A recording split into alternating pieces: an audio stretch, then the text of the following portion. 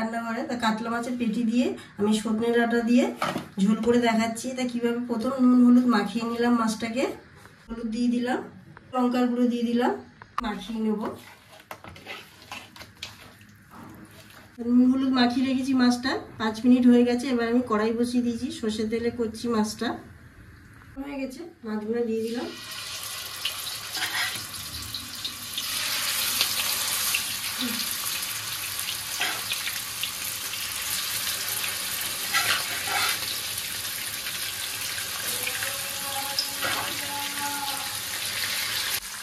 মাছগুলো সব একসাথে আমি ভেজে নিচ্ছি।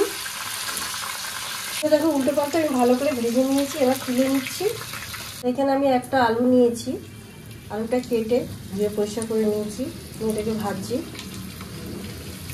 ভাজা হচ্ছে। দেখো ভাজা হয়ে এসছে, অল্প একটু বাকি আছে। এর ওপরে আমি জিরে ছড়িয়ে দিচ্ছি। প্রথম দিলাম পেঁয়াজ বাটা,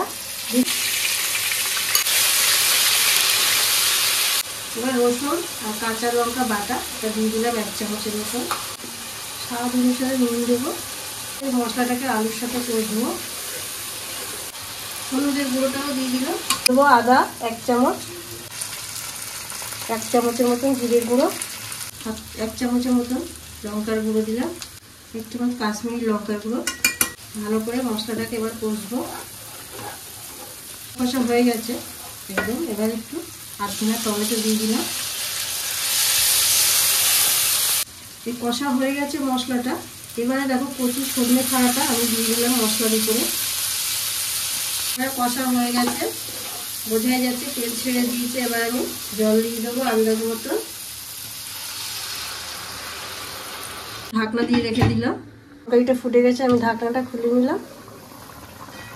নাড়িয়ে নিয়ে এবার মাছগুলোকে আমি দিয়ে দিচ্ছি।